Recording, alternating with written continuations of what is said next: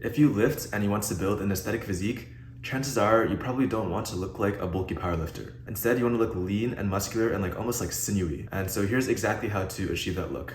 The key is to target specific muscle groups, and these muscle groups are the shoulder, the upper chest, and the lats. Here's why. What makes a physique aesthetic is primarily the V shape of the upper torso, and in order to achieve this V shape, it helps to have the top of the torso be wider, and focusing on your upper chest and your shoulders really helps create that illusion of the top of your torso being wider. And I guess it's not really like an illusion, it's just like the top of your torso is wider, but it helps create the illusion of the V shape. You know what I mean, right? And you also want to work your lats as well, because this also helps add to making the top of your torso wider, and it kind of gives your physique more body, and if that makes sense, it makes it look more muscular and functional. And the lats also literally are the slanted lines of the V shape, and they kind of draw people's eyes down your physique towards a slimmer waist, which you also want to have. And on that point, you want to be lean enough where you have clear ab definition, and you can kind of see the V taper of your abs, and that kind of creates the bottom of the V. And so this combination of having a wide upper torso and a slim waist creates the illusion of a V, and so this is what I believe creates an aesthetic physique. Personally, for me, since I've started focusing on these muscle groups, I feel my physique has gotten a lot more aesthetic, and I really like the way that I look a lot more. Before, when I only focused on compound lifts to try and get stronger, I kind of looked like the Beast Titan from Attack on Titan, to be honest. And then now I think I definitely look a lot more aesthetic and a lot better. Obviously I still have a ways to go, but I think there's a pretty drastic improvement. And I think it's worth noting that in both of these photos, I regularly go to the gym. It's just in this one where my physique is better, I just focus on different muscle groups. So it's not a crazy transformation of me being fat and haven't ever gone to the gym versus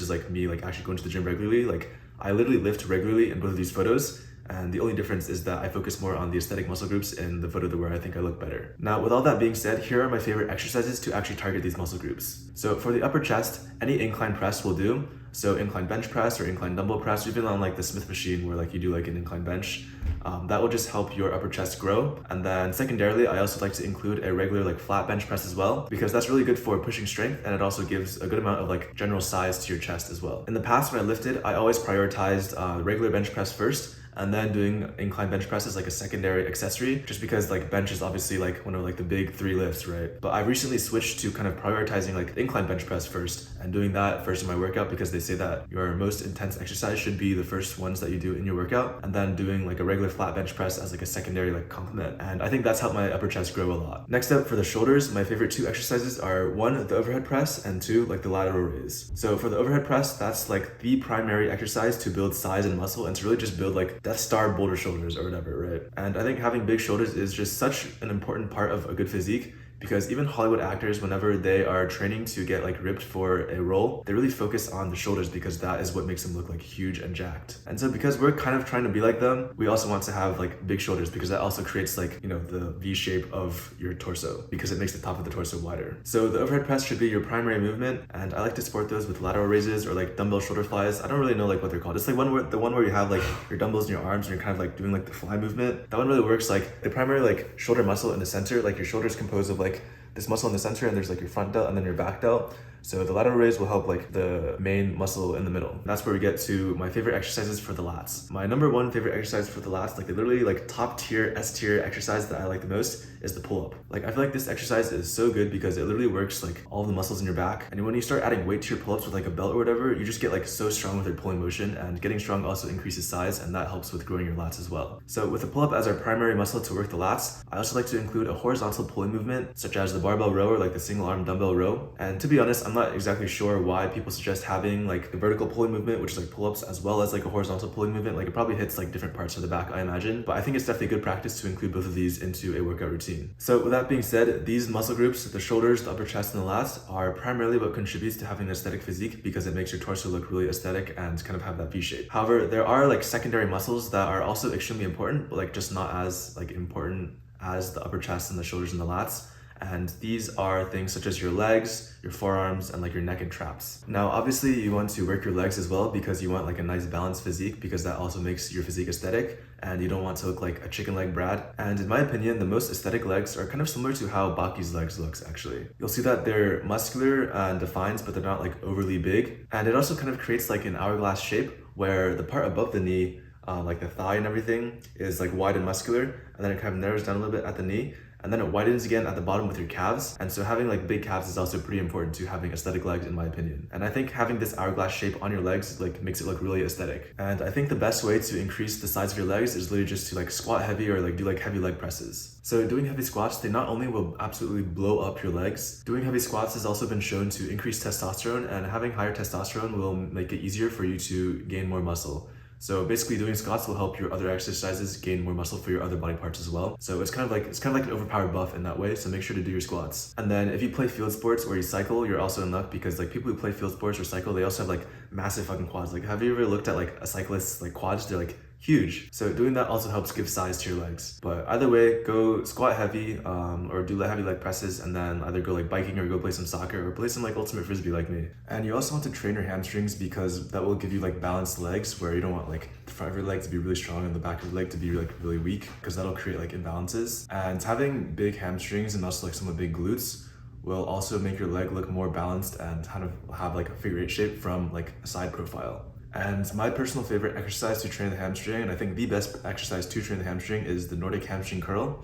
But this kind of requires like a little bit of a setup and some like equipment to do. And it's also very difficult, but you can like progress and get better at doing the exercise. But other than that, I also like to do RDLs, Romanian deadlifts, and also like the TT machine, which is like the hamstring machine. And if you just include like one of those exercises whenever you hit legs as well, then you should be good to go.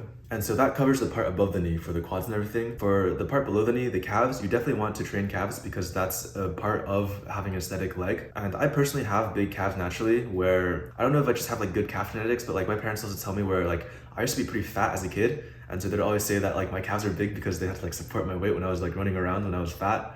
So that might be why I have big calves. But if you're not trying to go that route, then you should just like add regular calf exercises into your workout routine, and that should also increase the size of your calves. And having nice muscular arms is also a pretty big part of having an aesthetic physique.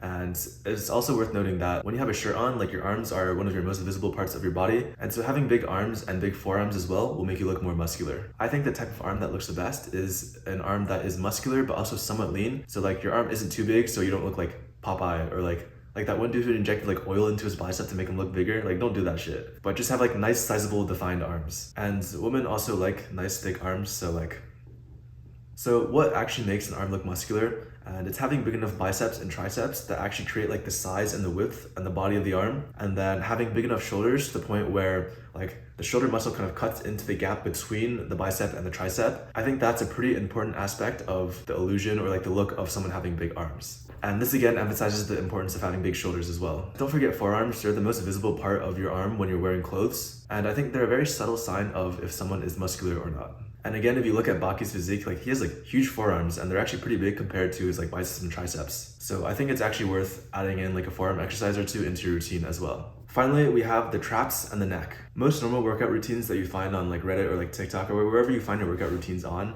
or even like the most common ones like push-pull legs or like strong lifts or whatever, they don't usually include exercises for the neck, which is kind of strange just because having a thick neck really contributes to having like masculine, muscular looking physique, but in like a very subtle way. And having like a solid neck and also like big enough traps also contributes to making the top of your torso wider as well to really create that V shape. Because if you think about it, when you first see a person, you usually are looking at their eyes, right? And so because you're staring at their face, their neck is kind of in like the peripheral vision of you. And so your like brain subtly notices their neck as well. And the difference between someone having a thin neck and a thick neck is pretty big, honestly. If you look at pictures of bodybuilders with thick necks and thin necks, but only from like the neck up, the bodybuilders with thin necks, they just kind of look like skinny guys, whereas the bodybuilders with thick necks look muscular.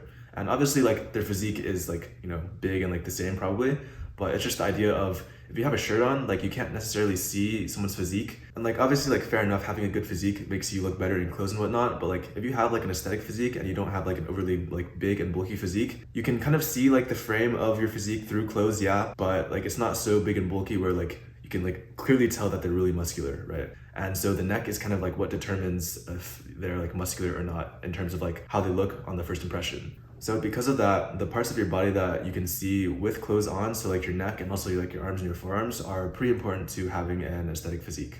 To actually work the neck, you can just go on like YouTube and look up like neck workout, but I think the primary one that I've been doing and incorporating into my routine is one where like I have my chest resting on like a bench, and then I have like a plate like right here, and I kind of just like lift my neck up, and it's like my neck is like kind of lifting like the weight of the plate, and then I just do like a few reps of that and a few sets of that. As for your traps, a lot of upper body exercises actually do hit your traps, like the overhead press as well.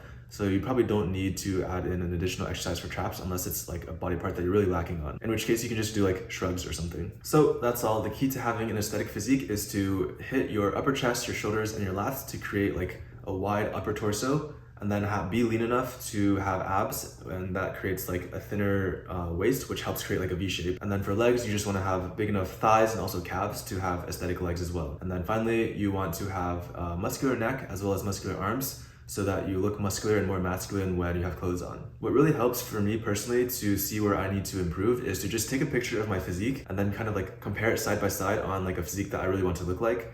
And in doing that, like not really on some like body dysmorphia shit or whatever, but it's like I can see where I'm lacking and what I need to work in order to achieve like what I want to look like, right? So if we take what I look like right now compared to what I want to look like, then you can see that I can probably do more work in making my upper torso wider, and then also I can definitely be a lot leaner where my waist is like thinner and my abs are more defined, and that'll help create more of a V look in my torso. Similarly, I kind of do want to look like Baki, so I actually probably should train more calves and then also train my forearms more, just so I can kind of get that like weird but jacked arm look that he has, like, you know what I mean? But that's really all that I have for you today. If you have any questions, just like leave them in the comments below. Join my Discord, I'm also active there and I can answer your questions there.